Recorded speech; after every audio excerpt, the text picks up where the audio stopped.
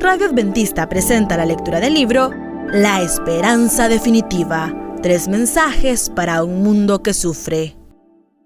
Ahora leeremos Miyitan. La mayoría de los idiomas tienen modismos. En español, por ejemplo, tenemos no sé ni papa, estoy atado de manos, o ando brincando en un pie.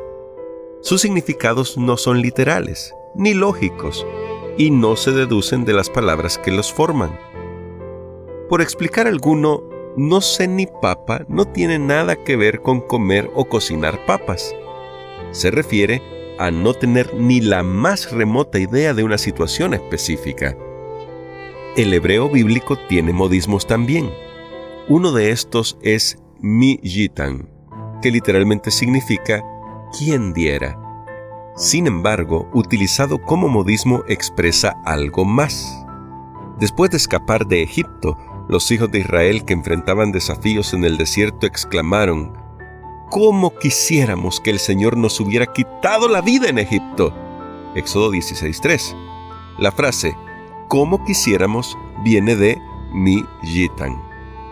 En el Salmo 14, verso 7, David pronunció: «Ah, si de Sión viniera la salvación de Israel». El hebreo no dice «ah», dice Miyitan, es decir, «quien diera». En Job capítulo 6, verso 8, cuando Job exclamó: «Ah, si Dios me concediera lo que pido», ese «ah» es una traducción bastante pobre de Miyitan. En todos los casos, Miyitan expresa la idea de fragilidad y debilidad en vista de eventos que las personas no pueden controlar como quisieran. Superado por los sufrimientos que tan pronto lo habían asfixiado, pero no estrangulado, Job deseó: «Ah, si Dios me concediera lo que pido, destrozarme por completo». Es decir, que lo dejaran morir y así librarse de sus pruebas. Pero Dios no lo dejó morir, y su grito Miyitan, o «quien diera», expresa el deseo insatisfecho de que Dios lo hubiera permitido. Otro caso lo podemos ver en Deuteronomio capítulo 5, verso 29. Al repasar la historia de la providencia de Dios, Moisés recuerda a los hijos de Israel su petición de que él, Moisés, hable con el Señor por ellos para que no mueran. De acuerdo a Moisés, al Señor le agradó su petición. Entonces dijo: «Oh, si tuvieran tal corazón que me temieran y guardaran todos mis mandamientos todos los días, para que les fuera bien a ellos y a sus hijos para siempre».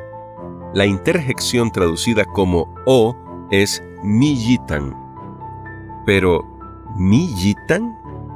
Aquí está el Señor, el Dios creador que hizo el espacio, el tiempo, la materia y la energía, que hizo existir nuestro mundo, que sopló a Adán el aliento de vida. Aquí está el propio Dios soberano, pronunciando una frase asociada a la debilidad y a las limitaciones de la humanidad. Se refiere a la realidad del libre albedrío. Habla de los límites de lo que Dios puede hacer en medio del gran conflicto.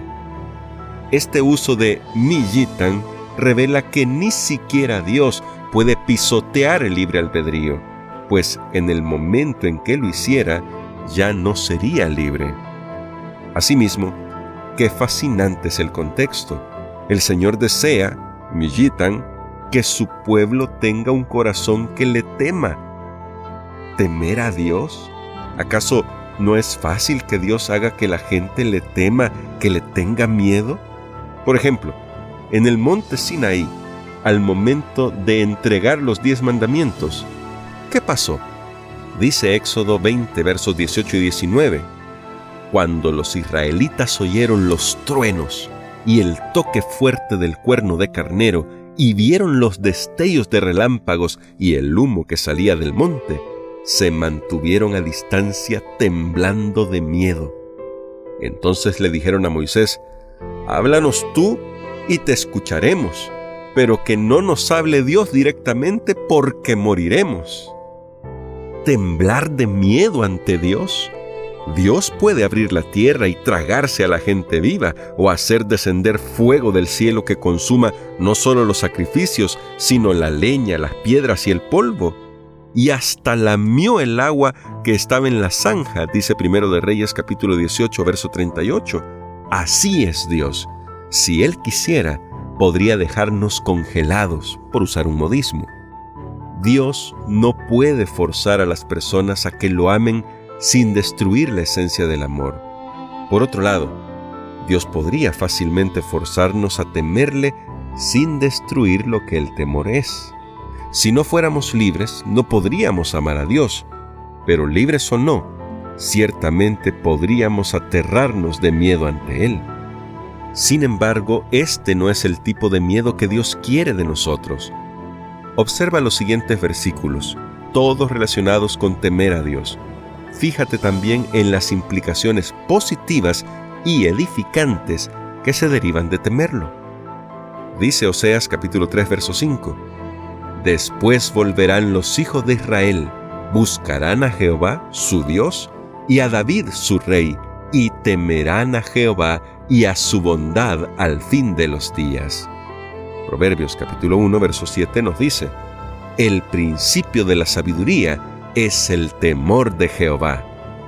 En otro texto, Salmo 33, verso 18, nos dice, el ojo de Jehová está sobre los que lo temen. Luego en el Salmo 34, verso 9 encontramos, nada falta a los que lo temen. En el Salmo 115, verso 13, se declara, bendecirá a los que temen a Jehová. Y en el Salmo 145, verso 19, la Nueva Versión Internacional nos dice, cumple los deseos de quienes le temen. Pero también en el Nuevo Testamento encontramos ejemplos. Segunda de Corintios capítulo 7, verso 1 dice, amados, puesto que tenemos tales promesas, limpiémonos de toda contaminación de carne y de espíritu, perfeccionando la santidad en el temor de Dios. Y Primera de Pedro capítulo 2, verso 17 declara, honrad a todos, amad a los hermanos, temed a Dios, honrad al Rey. Y tenemos, por supuesto, el mensaje del primer ángel. Después de que proclama el Evangelio eterno a todo el mundo, el ángel dice a gran voz, temed a Dios y dadle gloria, porque la hora de su juicio ha llegado. Adorad a aquel que hizo el cielo y la tierra, el mar y las fuentes de las aguas. Las primeras palabras que pronuncia son temed a Dios. Si esto no significa aterrarse de Él, como sucedería con un psicótico desquiciado y armado con una ametralladora deambulando por tu vecindario, entonces, ¿qué significa? ¿Por qué las primeras palabras de un ángel que proclama la gran noticia de la muerte de Cristo por nosotros, es decir, el Evangelio eterno, son temer a Dios? Hemos leído un capítulo del libro La Esperanza Definitiva. Hasta la próxima.